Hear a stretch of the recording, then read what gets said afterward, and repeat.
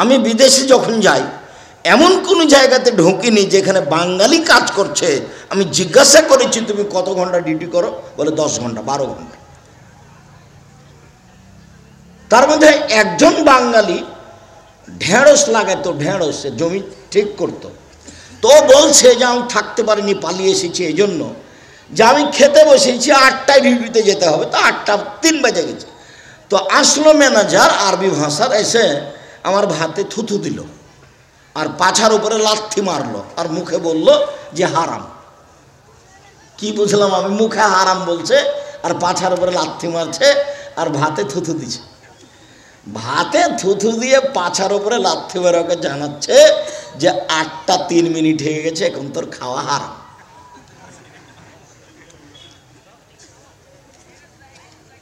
এর নাম বিদেশে কাজ। ওটা এদেশেও আছে, বিমানবন্দরে আছে, ডিউটির 19-20 নেই। বিমানবন্দরে ঢুকলেই যারা টয়লেট পরিষ্কার করে তারা ডান্ডাটা হাতে করে দৌড়িয়ে চলে আসে আমার কাছে, যে সালাম দেয়। তা আমি বললাম যে ডান্ডাটা হাতে করে এলে কেন? তো বলছে যে হাতে না থাকলে বেতন কাটা যাবে, পরিষ্কার করা ডান্ডাটা। আর আমি রাজশাহী ডাঙ্গিপাড়া জামিয়া সালাফের একটা বাস্তব ঘটনা শোনাই। ওরা হলো মাটি কাটা লেবার, ওরা 4টা পর্যন্ত কাজ করবে। তো তখন 4টায় আজান হচ্ছিল, বড়দিন মনে হয়। তো ওই ডালি ওর মাথায় আছে, পাছা আছে, মাথাতে মাটি আছে, তা আজান হয়ে গেছে। আর ওইখানে যা ফেলবে মাটিটা, ওইখানে ফেলে দিয়েছে। জি জি, মানে সময় হয়ে গেছে, সময় হয়ে গেছে, সেই জন্য এই মাটিটি আর ওখানে নিয়ে যাবে না, এখানে ফেলে দিয়েছে।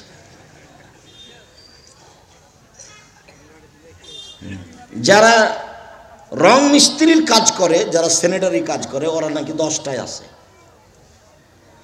আর যারা রাজমিস্ত্রির কাজ করে ওরা 8টার নাম দিয়ে 8:30টায় থাকে। ওইদিকে আবার বিকেলে কাজ করার শুরুর নাম দিয়ে 2টা 2:30টায় শুরু করে। তার মানে রুজিটা আছে ফাঁকি দেওয়া। 4টে জরুরি কাজ: 1 5 ওয়াক্ত সালাত, 2 হালাল রুজি, 3 কোরআন তেলাওয়াত, 4 জিন্দেগিতে বসবো না যেখানে 2 জন বসে আছে। জরুরি প্রয়োজন থাকলে আসসালামু আলাইকুম, আব্বা আমাকে পাঠিয়েছে আপনাকে এই কথাটা বলার জন্য। তো আব্বা এই বলেছেন, বা আপনার সাথে আমি একটা কথা বলার জন্য এসেছি, এই কথা শেষ, আসসালামু আলাইকুম, আমি গেলাম। আড্ডা পিটা চিরদিনের জন্য হারাম। তাতে আমি একটা ছোট্ট বাক্য বলে রেখেছি যে আড্ডা পিটা মানে কারোর বদনাম হচ্ছে। বদনাম হচ্ছে খালি যদি আপনি বলেন ঠিকই বলেছিস, আসলেই খারাপ। তা আপনি যে বলে দিলেন ঠিকই বলেছিস, আসলেই খারাপ, এই আসলেই খারাপ ঠিকই বলেছিস, এই পাপটা আপনি এক পাল্লায় দেন, আর পুরো জীবনের তাহাজ্জুদ পড়ার হজ করা পাপ এক পাল্লায়, নেকি এক পাল্লায় দেন। এটা ভারী হবে। কেন? এটা বদনাম। এটা কি বদনাম? ওরা চলমান চেয়ারম্যানের বদনাম করছিল। তো আমি যে বসলাম, তো কিছুক্ষণ পরে 2 মিনিট 1 মিনিট পরে আমি বলছি, আসলে ঠিকই বলেছিস, এই বর্তমান চেয়ারম্যান আসলেই খারাপ। এর জবাব কি? আজকে ওই কি বলছে যে এমপি নমিনেশন দিয়েছে, তো ওই চিরির বন্দরের ওরা খুব, যার ওরা নমিনেশন পেয়েছে তার খুব প্রশংসা করছে। আমাকে খুব ভালোবাসে, দেখুন আমাকে বসে রেখেছে ওখানে, কি খাওয়ার দিচ্ছে, খুব ভালোবাসা দেখাচ্ছে। তা বলছি আপনারা যেই প্রশংসা করছেন এর যে কি হবে আল্লাহ বলে। আড্ডা পিটবেন না, চিরদিনের জন্য হারাম। সম্মানিত দিনী ভাই বোন, সুদ মহাপাপ, দুনিয়াতে তার শাস্তি উল্লেখ নেই।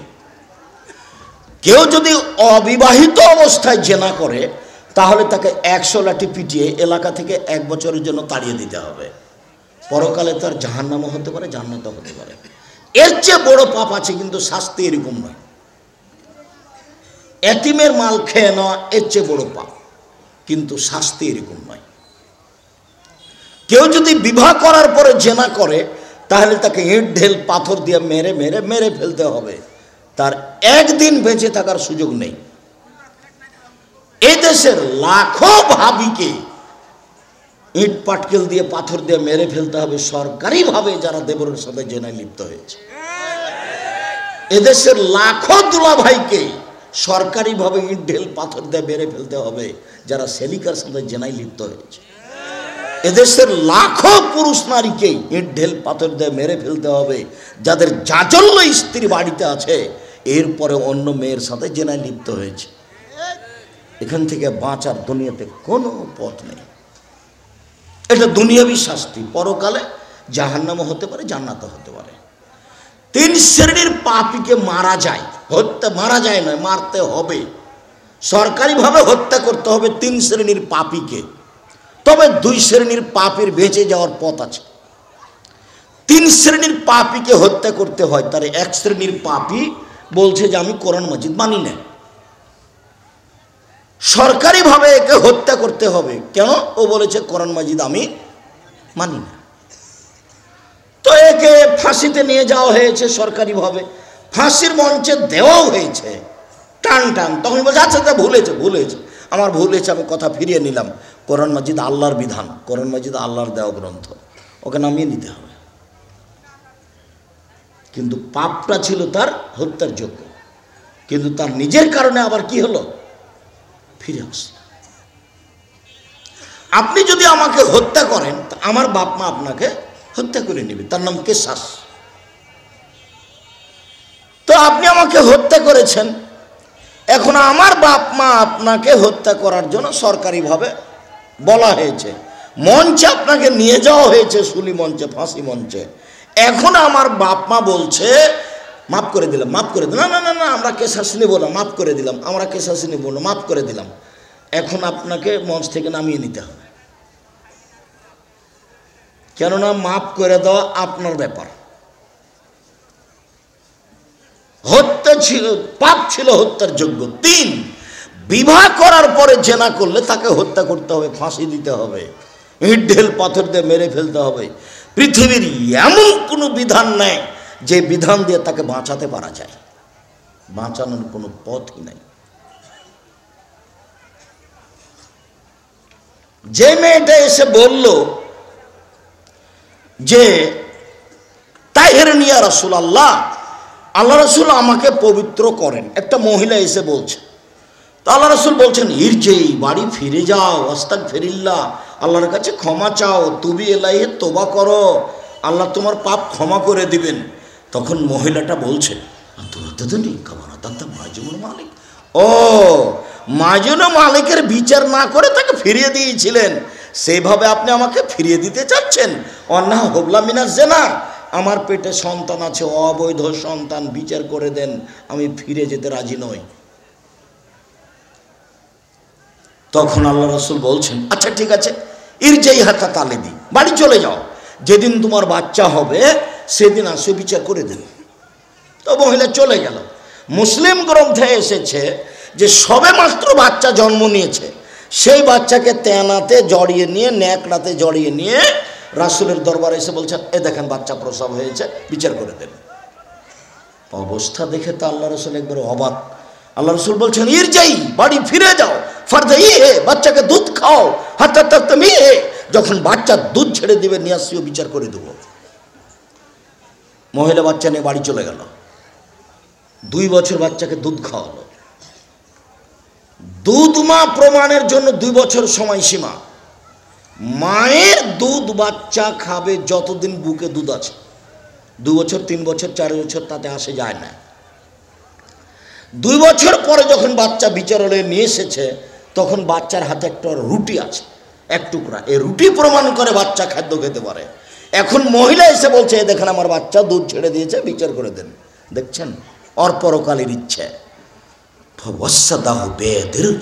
মুসলিমিনা, আল্লাহ নবী বাচ্চাটাকে একজন মুসলমানের হাতে দিলেন, বললেন যাও তুমি বাচ্চাটা লালন পালন করো। আর বললেন সঙ্গী সাথী এই যাবো বেহা, তোমরা একে মাঠে নিয়ে যাও, ওয়াফিরুল্লাহ সাদরাহা, ওর জন্য একটা গর্ত খোঁড়ো, বুক পর্যন্ত গর্ত খুঁড়ে তাকে মাটিতে বুক পর্যন্ত পুঁতে দাও। ফারজমুহা, চতুর্দিক থেকে ইট ঢেল পাথর মেরে মেরে তাকে মেরে ফেলো। বুক পর্যন্ত মাটিতে পুঁতে দিয়ে আমরা চতুর্দিক থেকে ইট ঢেল পাথর মারতে লাগলাম। খালিদ বিন ওয়ালিদ বলছেন, আমি তার মুখের উপর একটা পাথর মারলাম, পাথরটা তার মুখে লেগে মুখ ফেটে রক্ত ছিটে আমার গায়ে এসে লাগলো। ফাসাব্বাহা, খালিদ তাকে গালি দিয়ে বসলেন। কি ভাষায় গালি দিলেন? গালি দিয়ে বসলেন, ছিছি ছিছি, একজন জেনাকারিনী মহিলার গায়ে রক্ত আমার গায়ে লাগলো। আল্লাহ রসুল বাক্যটি শুনে বলছেন, বলে না খালিদ, খালিদ থামো, তুমি একে গালি দিও না। লাগান তাওবাত তাওবাতাল্লাহ সাহেব সামাকসাল্লাহ গোফেরালাহ। এ মহিলা আল্লাহর দরবারে এত ক্ষমা ভিক্ষে চেয়েছে, এত কান্নাটি করেছে, পাপী থেকে পাপী, বড় থেকে বড় পাপী যদি এইভাবে তওবা করে তাহলে তার পাপ ক্ষমা করা হবে। খালিদ, একে গালি দিও না। হাদিস বুখারী মুসলিম। ওই যে কথা বলছে, তোমরা যারা দায়িত্ব পালন করছো শুনতে পাও না?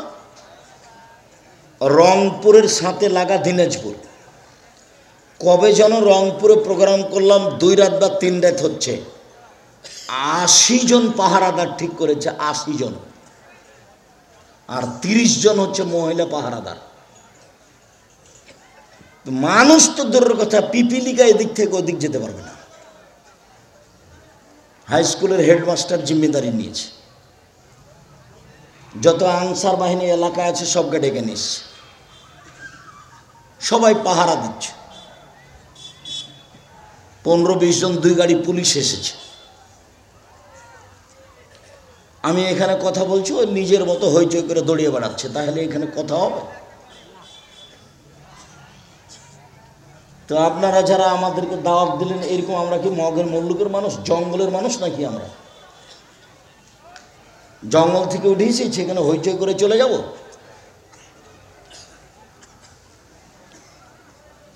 ভবিষ্যতে আর এমন কাজ করতে হবে না। দাওয়াত আগে যেভাবে দিচ্ছিলেন আরও 5 জনকে দাওয়াত দিবেন, আসবে, বক্তব্য দিবে, চলে যাবে। না চিনা থাকলে আবার চিনে নেন। আমি আব্দুর রাজ্জাক বিন ইউসুফ, আমাকে ডাকলে অনেক প্রস্তুতি লাগে। আমি একটা সাধারণ মানুষ, মুচি দিয়ে ডাকলে আসবো, যদি আসতে সময় লাগে মুচি দিয়ে ডাকলেও আসবো। মেথর মুচি দিয়ে পাঠিয়ে দিবেন, আব্দুর রাজ্জাক সাহেব আপনাকে ডেকেছে, আমি চলে আসবো, কিন্তু ব্যবস্থা থাকতে হবে। বড় মানুষ লাগে না। আমি হলাম কচুর পাতার পানি, চাঁপাইনবাবগঞ্জের ভাষাতে আমি কি কচুর পাতার পানি, যেটা একটু বাতাস এলে টলমল টলমল করে পড়লো, আমার নিচে কিছু নেই, আমি ভিত্তিহীন মানুষ। আল্লাহর বিশেষ সাহায্যে চলি। এই ছেলেরা, প্রতিষ্ঠানের ছেলে যারা আছো, বড় ছেলে আছে কিনা এখান থেকে পাহারা দাও তো, শেষ পর্যন্ত দেখো তো, যে পিছন দেখতে হাঁটো, যারা ছোটাছুটি করছে, দৌড়াদৌড়ি করছে, গল্প করছে, এদেরকে ঠেকাতে পারো কিনা? যারা আপনারা শিক্ষক, আপনাদের ছেলে মেয়ে, একটু আপনারা মুখে কথা বলবেন না, সবাইকে হাতের ইশারা দিয়ে ঠেকানোর চেষ্টা করবেন। আমি এখানে যেটা দেখাতে চেয়েছি সেটা বুঝতে পেরেছেন কি না? আল্লাহর নবী বুঝতে পেরেছেন যে এই লোকটার পাপ ক্ষমা হয়ে গেছে। আল্লাহর নবী নিজে তার জানাজা দিয়েছেন, কাফন দাফন করেছেন। তো কই, তাকে তো বলতে পারলেন না, যাও তোমার পাপ ক্ষমা হয়ে গেছে, তোমার বিচার হবে না। আমি এই কথাটা মূলে বলতে চেয়েছি। পৃথিবীর সবচেয়ে বড় মানুষকে বলেন তো? মুহাম্মদ সাল্লাল্লাহু আলাইহি সাল্লাম। জান্নাতের গেটে লেখা আছে, সর্বপ্রথমে মুহাম্মদ সাল্লাল্লাহু আলাইহি সাল্লাম জান্নাতে ঢুকবেন। যখন উনি দরজায় গিয়ে আঘাত করবেন, তো ভিতর থেকে একজন ফেরেশতা দাঁড়িয়ে আছেন, সেই দিন থেকে যেদিন তৈরি করেছেন। ফেরেশতা পিছন ভিতর থেকে বলবেন, কে? তখন মুহাম্মদ সাল্লাল্লাহু আলাইহি সাল্লাম বলবেন, আমি মুহাম্মদ। তখন উনি বলবেন যে শুধুমাত্র আপনার জন্য এই দরজাটা খোলা হবে, এই আদেশ দিয়ে আমাকে এখানে দাঁড় করা হয়েছে। আপনি ছাড়া এই দরজা আর কারোর জন্য খোলা হবে না। ইনি মুহাম্মদ সাল্লাল্লাহু আলাইহি সাল্লাম, পৃথিবীর সবচেয়ে বড় মানুষ। একটু বলতে পারলেন না, যাও জেনা করেছো তো কি হবে, তোমার পাপ ক্ষমা হয়ে গেছে। আরে আমি নিজেই জানাজা দিচ্ছি, চিন্তা করো না।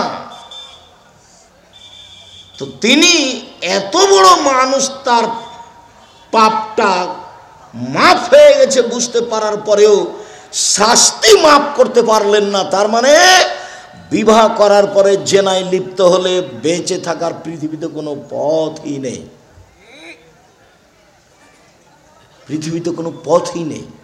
আপনারা এইসব কি করতে হবে? তওবা করেন, পাপ ক্ষমা হতে পারে। এই পাপ তো আর ওই দোকানে বসে যেটা করেছিলেন সেটা নয়, দোকানেরটা এর চেয়ে ভারী। এইটা আব্দুর রাজ্জাক সাহেব কিভাবে বলেন একটু বুঝিয়ে বলেন তো। আহা, জেনা কার সাথে জড়িত? আল্লাহর সাথে। আল্লাহকে বলেন ভুল হয়েছে, উনি মাফ করে দিবেন। কিন্তু আরে ঠিকই বলেছো তুমি, ওই চেয়ারম্যান আসলেই খারাপ। তো এইটা পাপ কার সাথে লেগে গেল? এবার চেয়ারম্যানের সাথে। এখন তো আর হজ করে ক্ষমা হবে না, এখন তো তওবা করে ক্ষমা হবে না। চেয়ারম্যানের হাত ধরে বলতে হবে, দোকানে বসে আপনার একদিন বদনাম করেছিলাম, দয়া করে আমাকে মাফ করে দেন, অন্যথায় বিচারের মাঠে এই পরিমাণ নেকি দিতে হবে। নেকি না থাকলে চেয়ারম্যানের পাপ নিতে হবে, ফলাফল জাহান্নাম হবে, এরই নাম বিচার। নেশাদার দ্রব্য পান করলে দুনিয়াবী শাস্তি আছে 80 লাঠি। কেউ যদি কারো প্রতি অপবাদ লাগায়, এই ছেলেটা জেনা করেছে, এই মেয়েটা জেনা করেছে, তাকে সমাজে এ করার জন্য, হেউ করার জন্য, মিথ্যা, একে 80 লাঠি পিটাতে হবে।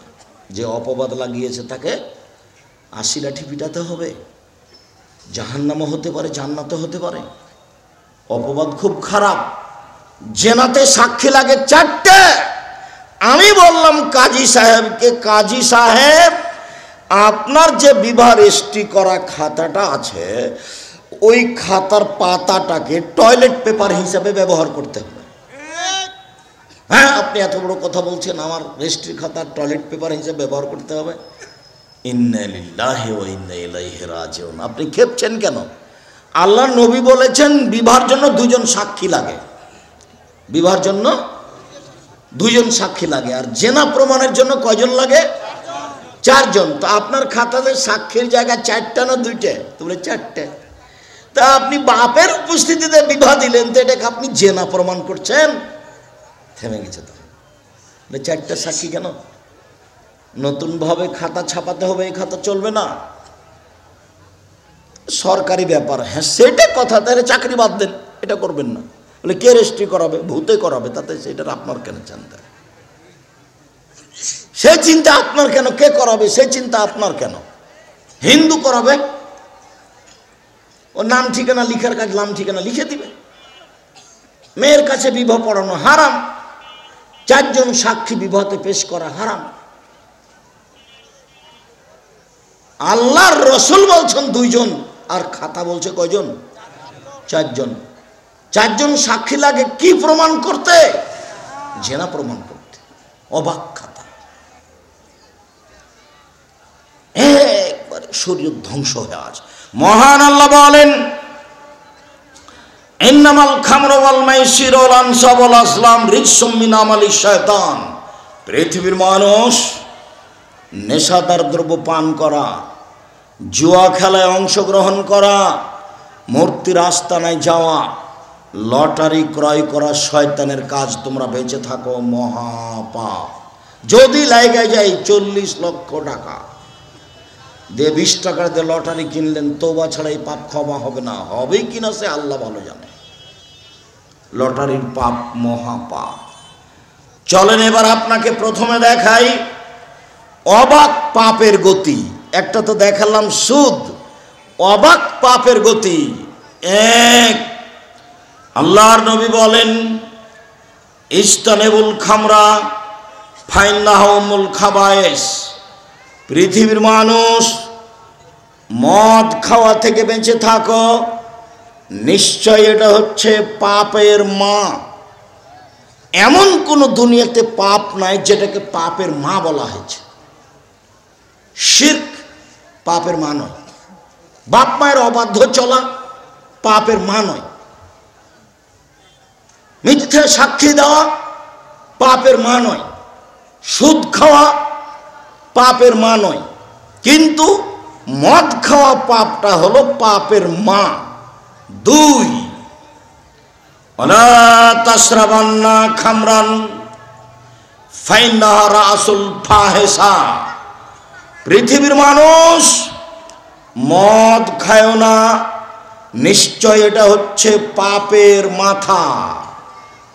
3, ওয়ালা তাশরাবিল খামরা ফাইন্নাহু মিফতাহু শাররে। পৃথিবীর মানুষ মদ খায় না, এটা হলো পাপের চাবি। এক অংশ শেষ হলো বক্তব্যের। আর কোনো পাপ এরকম পাবেন না। মদ খাওয়ার একটা হাদিস হলো এটা হলো পাপের চাবি, একটা হলো এটা পাপের মাথা, একটা হলো এটা পাপের মা। এ দিয়ে আল্লাহ নবী বুঝাতে চেয়েছেন মদ খাওয়া পাপ এমন পাপ যা দিয়ে সব পাপ করা যায়। যখন মস্তিষ্ক বিকৃত হয়ে যাবে তখন মার সাথে জেনা করবে, সব পাপ করতে পারবে, তার নাম মদ। এক অংশ শেষ করলাম। 2, রাসূল সাল্লাল্লাহু আলাইহি সাল্লাম বলছেন মান শারেবাল খামরা ওয়া সাকেরা লাম তুকবাল্লাহু সালাতুন 40 লাইলা।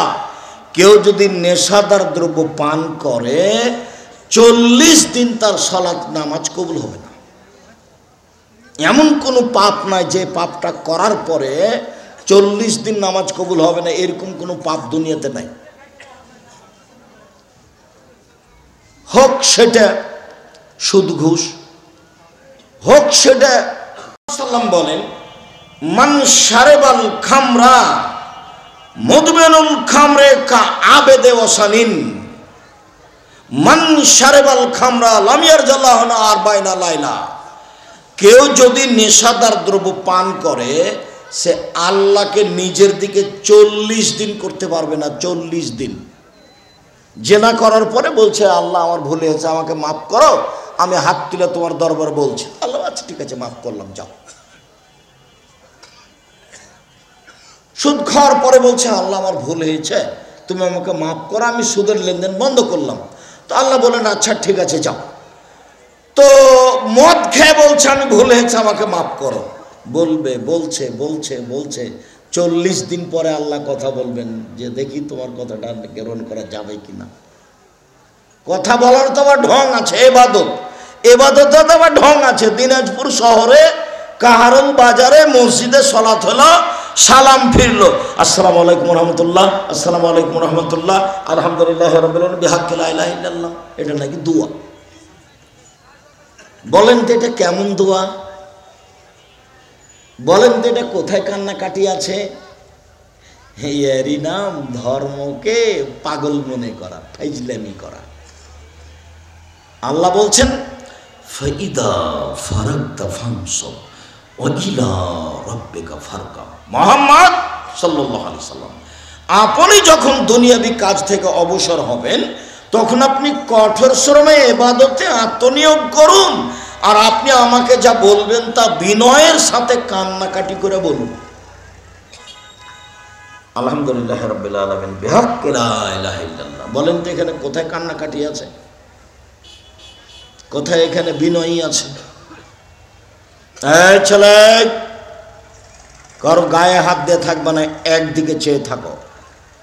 উপস্থিত বৈঠকের মুসলিম বোন মুখখান বন্ধ করে রাখবেন। ঢং ঢং করে এসেছেন আর ঢং ঢং করে হেঁটে চলে যাবেন না। স্বামী তো একটা কাপুরুষ, আর বাপ তো বাপ নয়, এটা হলো বাপ, হলো সৎ বাপ। যে বাপ ছেলে মেয়েকে কন্ট্রোল করতে পারে না ও কেমন বাপ?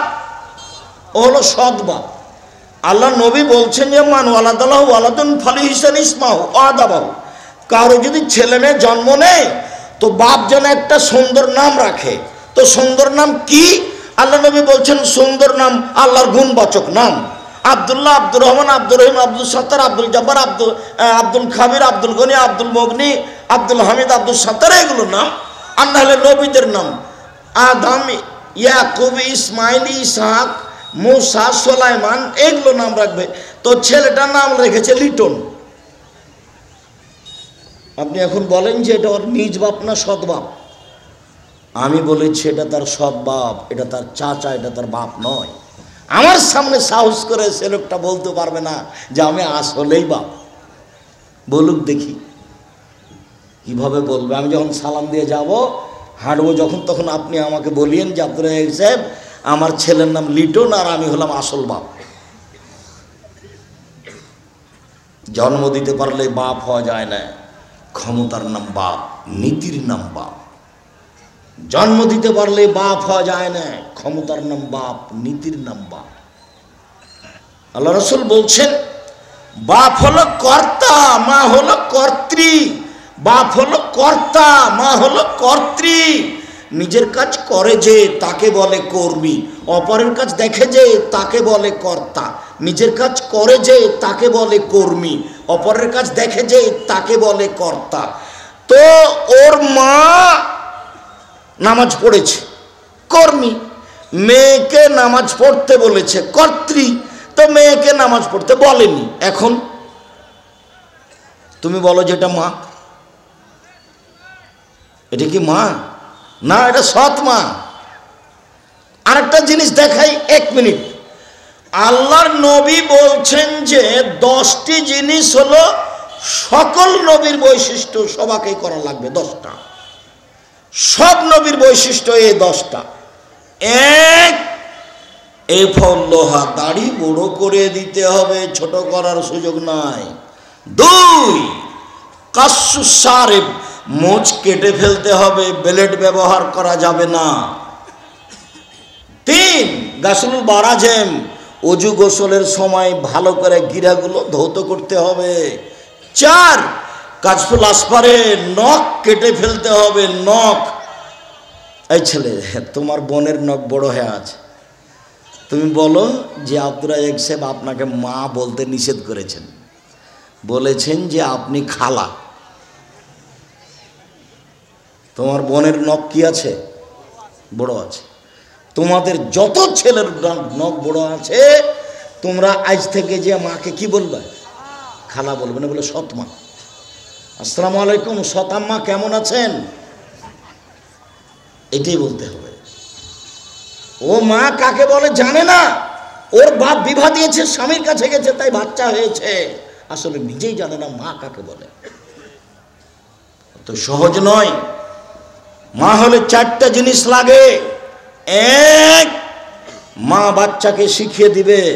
2, মা বাচ্চাকে শিষ্টাচার শিখিয়ে দিবে। 3, মা বাচ্চাকে পরিপাটি করে সুদ করে সাজগোজ করে রাখবে। 4, মা হলো ছেলে মেয়ের উপরে পাহারাদার। মা ছেলে মেয়ের উপরে কি? পাহারাদার। এই কথা আমি বলিনি, কিন্তু এই কথা মুহাম্মদ সাল্লাল্লাহু আলাইহি ওয়াসাল্লাম বলেন। হাদিস হলো বুখারী মুসলিম। মা হলেন পাহারাদার। তো তোমার বোনটা এখন ক্লাস 10-এ পড়ে, মাথায় কাপড় দিয়া নাই, বলো তো তোমার মা পাহারাদার? তোমার ছোট ভাইটা তোমার পাশে বসে আছে, প্যান্টটা টাকনোর নিচে আছে, বলো তোমার মা পাহারাদার? তোমার নখটা বড় হয়ে আছে, বলো তোমার মা পাহারাদার? তোমার মাথায় চুল আছে, চতুর্দিক চেঁচে ফেলেছো, উপরে ছাতা করে রেখেছো, এটা হলো খ্রিস্টান খেলোয়াড়ের চুল। তুমি কখন কখন ব্রাজিলে চলে গেছো, বাপ বেটা নাকি কখন খ্রিস্টানের সাজ ধরেছ। তোমার মা পাহারাদার, তোমার মা পরিবারকে কবর দিয়েছে। সন্ধ্যা হতে হতে মাথার চুল এইভাবে কাটা বাদ দিতে হবে, সম্পূর্ণ চেঁচে ফেলো, পরে আবার স্বাভাবিকভাবে ঠিক হবে। যে দেখো সব সমান। যখন মাথা চুল ছোট করতে যাই তখন নাপিতকে বলি সব সমান করে দিবা। আর ছাত্র জীবনে যখন বলতাম তখন বলতাম, এই শোনো, এই কোন ছাত্র মাথার চুল ছোট করা শিখবা, আমার মাথা ছেড়ে শিখো। আমার চুল এদিকে যাক না ওদিকে যাক। আমি আব্দুল রাজ্জাককে দিয়েছি। আমি পাঞ্জাবি পরলেও যা, লুঙ্গি পরলেও তাই। ওকে নতুনভাবে দেখার কোনো সুযোগ নেই। দিনাজপুরের মৌলানা, দিনাজপুরের সাধারণ লোক খুব ভালোবাসত। সেই ভদ্রলোক হচ্ছে যিনি সাথে থাকতেন ইদ্রিস, আল্লাহ মাগফিরাল্লাহু ওয়ারহামহু। তা আমি রিক্সা থেকে নামছি, লালবাগ মসজিদের সামনে একটা ছেলে দৌড়িয়ে এসেছে, বলছে আপনাকে আমি নিতে এসেছি। তুমি আমাকে নিতে এসেছো মানে? তুমি কি দিয়ে চিনলে? ও ইদ্রিস চাচা বলেছে সুতির মাথায় টুপি থাকবে, পরনে লুঙ্গি থাকবে, হাতে একটা পলিথিন ব্যাগ থাকবে, এটাই হুজুর। তা আপনি রিক্সা থেকে নামলেন, দেখলাম মাথায় টুপি আছে, পরনে লুঙ্গি আছে, হাতে একটা পলিথিন ব্যাগ আছে, আপনি আমাদের হুজুর। যে ভালি তো তোমাকে বলেছে। ইদ্রিস ভাই তো খুব চালাক মানুষ। তাহলে আল্লাহ মাগফিরাল্লাহু ওয়ারহাম, দুনিয়া থেকে চলে গেছেন, খুব ভালোবাসতেন। আল্লাহ মাগফিরাল্লাহু ওয়ারহাম, আল্লাহ তুমি রহম করো। সম্মানিত দিনী ভাই বোন, বলছিলাম নবীগণের বৈশিষ্ট্য 10টি। নখ কেটে ফেলতে হবে, বগলের লোম উঠিয়ে ফেলতে হবে, ছাই ব্যবহার করে হোক আর যেভাবে হোক না কেন, ব্লেড বগলে ব্যবহার করা নিষেধ। নিচের লোম পরিষ্কার করতে হবে, ঊর্ধ্বে টান 40 দিন।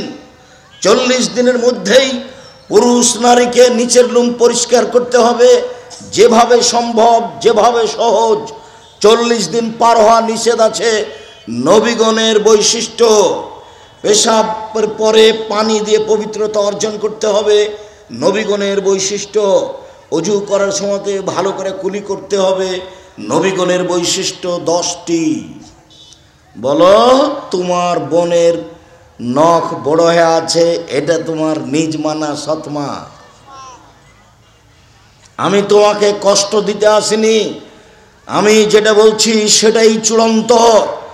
জাতির যদি রাস্তাঘাট করে দিতে না পারি, জাতির যদি স্কুল কলেজ করে দিতে না পারি, জাতিকে চূড়ান্ত সঠিক ধর্ম দিতে পারবো ইনশাআল্লাহ। ধর্মের ব্যাপারে জাতিকে ফাঁকি দিয়ে পরকাল হারাতে রাজি নয়। 33 বছর থেকে জাতির সামনে কোনোদিন অপ্রয়োজনীয় বাক্য বলিনি। সম্মানিত দিনী ভাই বোন, বলছিলাম 4 নম্বর, কেউ যদি নেশাদার দ্রব্য পান করে, আবেদে অসানিন, ও হয়ে গেল মূর্তি পূজকের মতো। সরস্বতী, ভগবতী, কালী, দুর্গার পূজা করলে যেমন পাপ হয়, নেশাদার দ্রব্য বিড়ি, তামাক, জর্দা, সিগারেট, গুল খেলে তেমন পাপ হয়। এছাড়া আর একটু বুঝো, এমন কোনো পৃথিবীতে পাপ নাই যে পাপটাকে মূর্তি পূজার সাথে মিশানো হয়েছে। না, কথা বুঝতে পারলেন না। বড় পাপ চুরি, বড় পাপ জেনা, বড় পাপ মিথ্যাবাদের অবাধ্য চলা, বড় পাপ সুদ খাওয়া, বড় পাপ ঘুষ দেওয়া, বড় পাপ যুদ্ধের মাঠ থেকে পালিয়ে যাওয়া, বড় পাপ কারোর প্রতি অপবাদ লাগানো। এমন কোনো বড় পাপ নেই যেই পাপটা করলে সেই পাপটা কার সাথে জড়ানো হয়েছে? মূর্তি পূজার সাথে। মাত্র একটা পাপ, সেটা কি? নেশাদার দ্রব্য পান করা। কেউ যদি নেশাদার দ্রব্য পান করে তাহলে সে কেমন পাপ করেছে? মূর্তি পূজার মতো পাপ করেছে, তার নাম নেশাদার দ্রব্য। আব্দুল্লাহ ইবনে আমর রাদিয়াল্লাহু তাআলা আনহু বলেন, রাসূল সাল্লাল্লাহু আলাইহি সাল্লাম বলেছেন, 4 শ্রেণীর মানুষ জান্নাতে যাবে না। 1, কোন বাপ মাকে মানে না যে একদিন তুমি ছিলে তোমার মায়ের কোলে, এখন তোমার মা তোমার কোলে।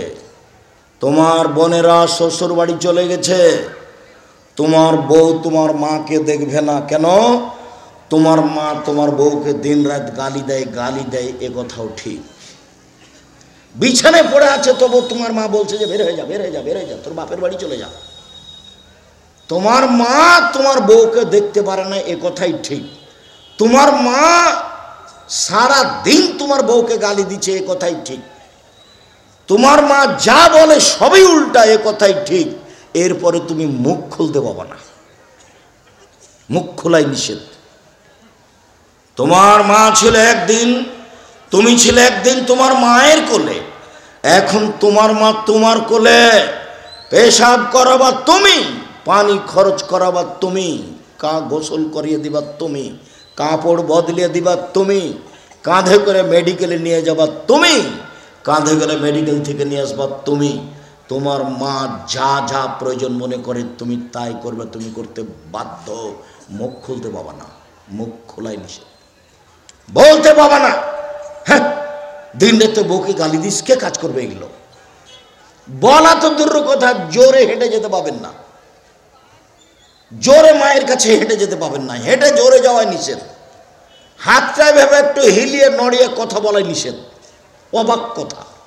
আরে জোরে কথা বলা যাবে না সামনে, অবাক। কোরআন মাজিদে আল্লাহ বলছেন জোরে একটু মায়ের সামনে হেঁটে যাওয়া যাবে না, একটু হাতটা এভাবে নড়িয়ে বলা যাবে না, হ্যাঁ আপনি এটা করলেন সেটা করলেন, এভাবে বলা যাবে না, সব নিষেধ। একদিন রাজশাহীর মেয়র এসেছেন নওদাপাড়াতে, তো শাহ মকদম থানার ওসি গেছে, এদিকে দেখেন, এদিকে ওসি এভাবে দাঁড়াচ্ছে, আমার দিকে দেখেন, দিয়ে বলছে এখন কি করব স্যার। ওসি বলছে এটা কাকে? মেয়রকে। এখন কি করব স্যার। আমি পাশে দাঁড়িয়ে বসে আছি, তা আমি অবাক হয়ে গেলাম, কি রে এই দৃশ্য তো মায়ের সামনে, এইটা কেন এখানে? এরকম ভাবে দাঁড়াতে হবে কার সামনে? মায়ের সামনে। এইটা কেন এখানে? মায়ের সামনে হাত নাড়ানো যাবে না, জোরে হাঁটা যাবে না, জোরে কথা বলা যাবে না, এই শব্দ ব্যবহার করা যাবে না, সবই নিষেধ। তার নাম মা। ওর পায়ের নিচে জান্নাত, এ হাদিস ঠিক। মায়ের পায়ের নিচে জান্নাত, এ হাদিস ঠিক। তোমার বাপ মাই তোমার জাহান্নাম, তোমার বাপ মাই তোমার জান্নাত, ওরাই তোমার জাহান্নাম, ওরাই তোমার জান্নাত। তোমার বাপ মা তোমার জান্নাত, তোমার বাপ মা তোমার জাহান্নাম, ওরাই তোমার জান্নাত, ওরাই তোমার জাহান্নাম। এই কথা মুহাম্মদ সাল্লাল্লাহু আলাইহি সাল্লাম বলেন। এক, বাপ মাকে মানে না যে জাহান্নামে যাবে সে। দুই, কামার জুয়া খেলে যে জাহান্নামে যাবে সে। তিন, মান্নান খোটা দেয় যে জাহান্নামে যাবে সে। চার, মধুমুল খামর নিয়মিত বিড়ি তামাক জর্দা সিগারেট গুল নেশাদার দ্রব্য খায় পান করে যে জাহান্নামে যাবে সে। আম্মার ইবনে ইয়াসির রাদিয়াল্লাহু তাআলা আনহু বলেন, রাসূল সাল্লাল্লাহু আলাইহি সাল্লাম বলেছেন, সালাসাতুন লা তাদখুলুল জান্নাহ, তিন শ্রেণীর মানুষ জাহান্নামে যাবে। যাবে, হজ করলেও যাবে, তাহাজ্জুদ পড়লেও যাবে, টিকতে পারবে না। এক, মদমিনুল খামর, যারা নিয়মিত বিড়ি তামাক জর্দা সিগারেট গুল নেশাদার দ্রব্য খায় পান করে তারা জাহান্নামে যাবে। দুই, আর রাজলাত মিনান নিসায়ে, পুরুষের বেশধারী নারী, যারা পুরুষের জুতা স্যান্ডেল পরে, যারা পুরুষের শার্ট প্যান্ট পরে, যারা পুরুষের পোশাক পরে তারা জান্নাতে যাবে না। এ কথা আমি বলিনি, এই কথা মুহাম্মদ সাল্লাল্লাহু আলাইহি সাল্লাম বলেছেন। তিন, আপনি আপনারা সরাসরি আমাকে বলছেন কেন? আমার কিছু করার নেই। তিন নম্বরে আপনি কিভাবে একটু বলেন না ভালো করে। তিন, আদায়ুস, দায়ুস কে? আল্লাযী ইকিরু ফি হালাল খাবাসা, যে তার বাড়িতে বেহায়ার সুযোগ দিয়েছে সে হলো দায়ুস। যার স্ত্রী ছোট ব্লাউজ পরে দেবর ভাসুরের সামনে ঘুরে এখানে এসে বসে আছে গল্প জমাচ্ছে, সেই হলো দায়ুস। আরে তিন চিলে চলে গেছে লন্ডন, বেটি ঢাকা বিশ্ববিদ্যালয়ে তাসবি টিপে জেনার, আর বাপ তাসবি টিপছে হাজার দানার। বাপ কিসের তাসবি টিপছে? হাজার দানার। লাভ হবে না। তিন শ্রেণীর মানুষ জাহান্নামে যাবে। এক, মদ খায় যে। দুই, পুরুষের পোশাক পরে যেসব নারী। তিন, দায়ুস। দায়ুস কে? যার মেয়ে নগ্ন পোশাকে চলে, যার স্ত্রী নগ্ন পোশাকে চলে, সে হলো দায়ুস। বাজার আপনি করবেন, উপস্থিত বৈঠকের মুসলিম বোন। এই মেয়ে, এই গল্প করছো কেন? এই মেয়ে কথা বলছো কেন? তোমার শরম হয় না? তোমাকে বলিনি? আপনি একজন মহিলা মানুষ, আপনি কোন লজ্জায় কাহারুল বাজারে বাজার করতে যান? ছেলে কি মরে গেছে? দেবর কি মরে গেছে? ভাসুর কি মরে গেছে? শ্বশুর নাই, বাপ নাই, দেবর নেই, ভাসুর নাই, ছেলে নাই, গ্রামবাসী নাই, আপনি কেন বাজারে গেলেন? আপনার কেন একটু শরম হয় না? আপনার কেন একটু হায়া হয় না? আপনার কেন একটু লজ্জা হয় না? আপনার কেন একটু বোধোদয় হয় না? আপনি কেন বাজারে গেলেন? কেন আপনি বাজারে যাবেন? এর ধাক্কা খাবেন, ওর ধাক্কা খাবেন, পরকাল হারাবেন, কেন আপনি যাবেন? আপনি সম্মানী মানুষ, বাড়িতে থাকেন। সম্মানিত দিনী ভাই বোন, রাসূল সাল্লাল্লাহু আলাইহি সাল্লামের বিবরণ হতে, লম্বা বিবরণ হতে চলে আসলাম। আমার দিকে চেয়ে থাকেন। আল্লাহর নবী বলেন, লা ইয়াকুননা ফি হাযিহিল উম্মাহ খাসফুন মাসখুন কাজফুন। আমার উম্মতে তিনটি বিপদ নেমে আসবে, তিনটি পাপের কারণে। এই ছেলে, কারো গায়ে হাত দিবে না, এক খেয়ালে চেয়ে থাকো তো, অতীব গুরুত্বপূর্ণ হাদিস। আমার উম্মতের উপরে নেমে আসবে তিনটি বিপদ, তিনটি পাপের কারণে। এক, ভূমিকম্প হবে।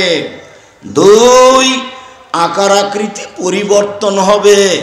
সন্ধ্যায় ছিল মানুষ, সকালে হবে শোর বানর। তিন, সব ধরনের সমস্যা নেমে আসবে।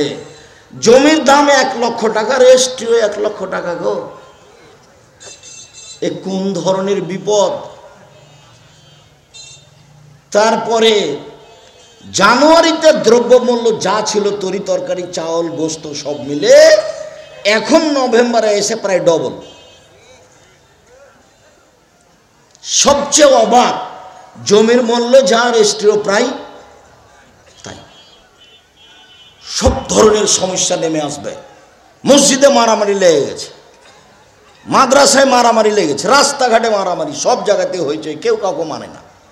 1 মিনিট আমার দিকে দেখেন। আল্লাহ নবী বলছেন, আবু মুসা কাইফা বিকুম জামানিন, তোমাদের কি হবে, যুগের কি হবে। আবু মুসা, তোমাদের কি হবে, যুগের কি হবে। তোমাদের কি হবে, যুগের কি হবে। যখন সবাই হবে আগাছা, যখন সবাই হবে গরু ছাগলের মতো, পশু প্রাণীর মতো, তখন তোমাদের কি হবে, যুগের কি হবে। তোমাদের কি হবে, যুগের কি হবে।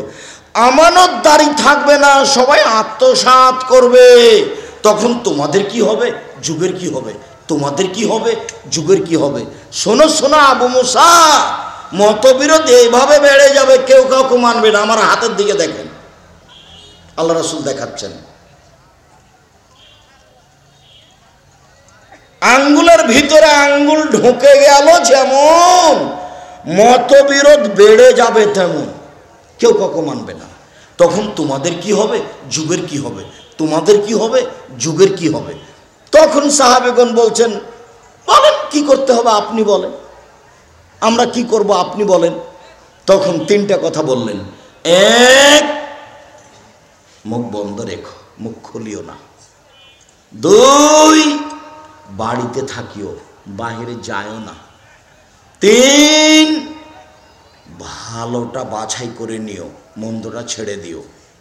আচ্ছা আল্লাহ রাসূল, একটা কথা বলেন তো, আপনি যে বললেন যে বাড়িতে থাকো, তো সমাজে এমন মারামারি বেড়েছে যে আমি বাড়িতে আছি, বাহিরেই যাইনি, ওরা দলীয় চাপে আমার বাড়িতে এসে মেরে গেল, আমি কি করব?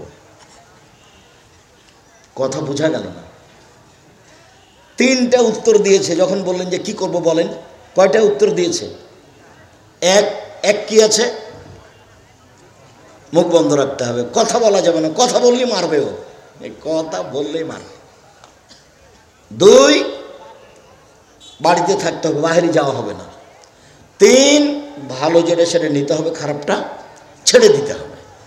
তখন আল্লাহ রাসূলকে সাহাবী বলছেন, আচ্ছা ঠিক আছে, আপনার কথা মেনে নিলাম, তো দলীয় চাপে যদি আমাকে বাড়িতে মেরে যায় তাহলে কি করব, এইটার উত্তর কি?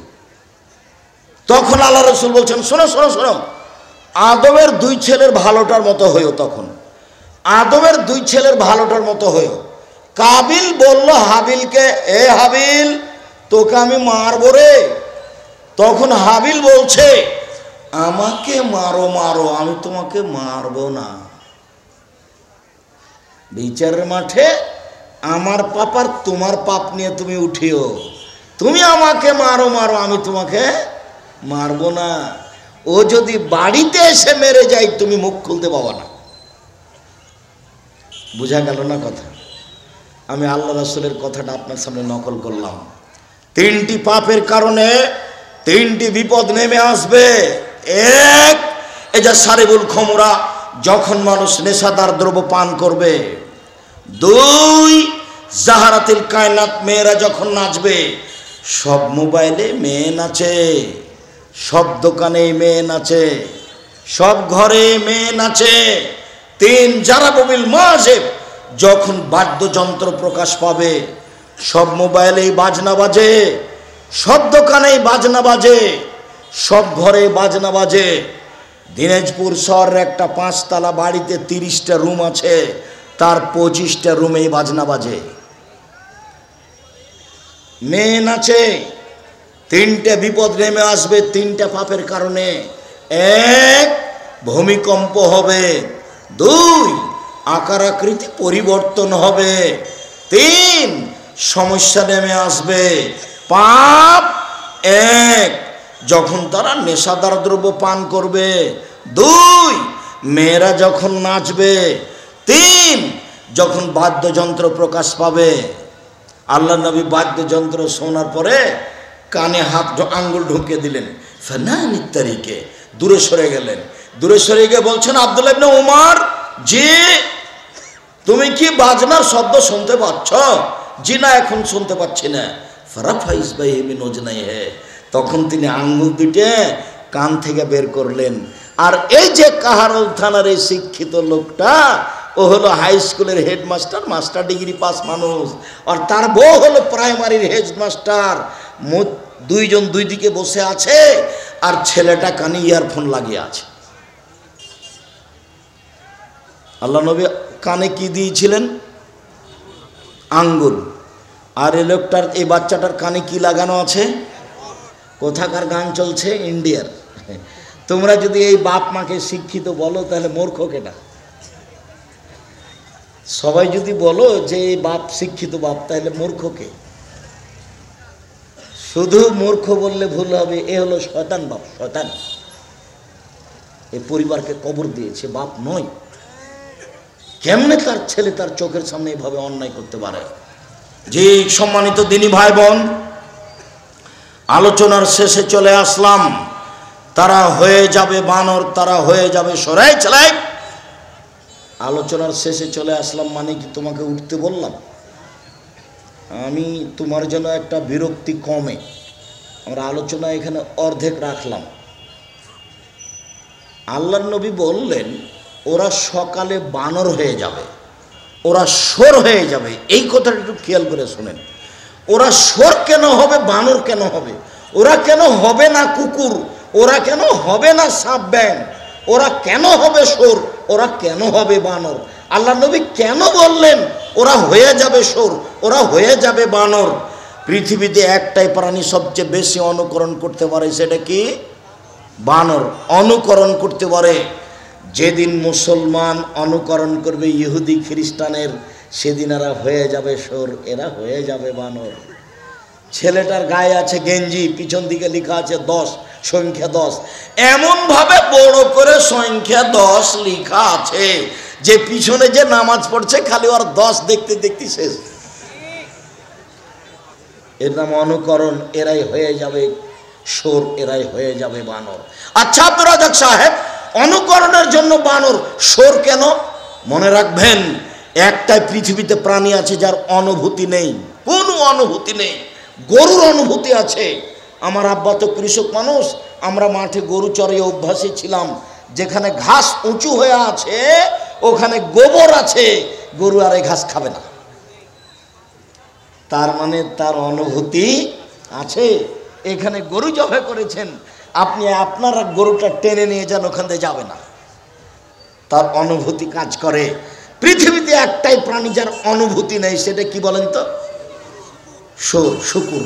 যেদিন মুসলমানের অনুভূতি হারিয়ে যাবে, তাই তো আর চুল ছেটেছে এরকম করে, তাই তো গেঞ্জি 10 নম্বরের, তাই তো ডাক্তার যখন বড় ডাক্তার নামলেন গাড়ি থেকে, তখন গলায় টাই আছে, পরনে প্যান্ট আছে, টাকনোর নিচে আছে, দাড়ি চাঁচা আছে, হাতে সিগারেট আছে। একটু পরে বৌমা নামলো, হালকা হালকা কাপড় আছে। একটু পরে নাতনি নামলো, গায়ে কোনো কাপড়ই নাই, দেখি গাড়ির পিছন দিকে কুকুর আছে। এরা ইহুদি খ্রিস্টানদের অনুকরণ করেছে, এরাই হয়ে যাবে শোর, এরাই হয়ে যাবে বানর।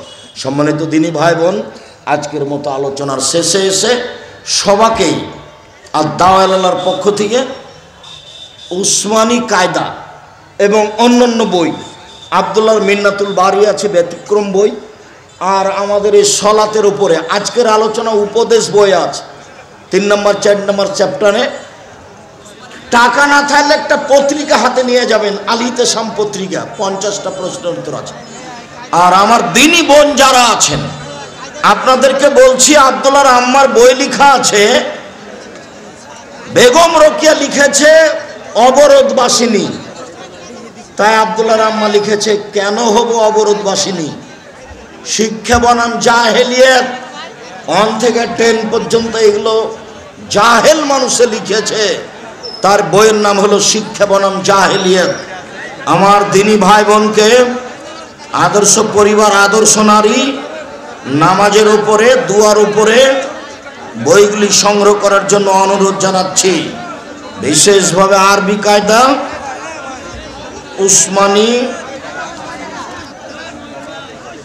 উসমানী কায়দা। সম্মানিত দিদি ভাই বোন, বইগুলি সবাই নিয়ে যাবেন। টাকা না থাকলে একটা পত্রিকা নেবেন, 30 টাকাতে একটা পত্রিকা নেবেন, বড় বড়